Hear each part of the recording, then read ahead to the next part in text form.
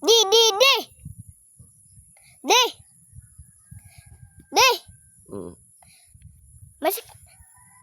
Bakit ka dyan natutulog? May sakit ka ba? Oo. Sakit ng ulo ko. Sobrang sakit. Doon ka na sa loob matulog. Doon ka na sa loob matulog. Dito lang ako, inaaway ako ng mama mo eh.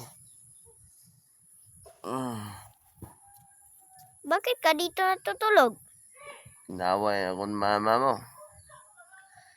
Ganito talaga pag under asawa ka, under ng misis ka. Pag di ka patulogin sa loob ng bahay, sa labas na lang.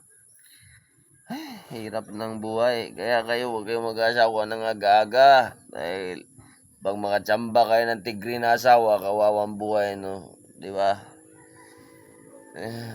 Sige na. Patay na cellphone.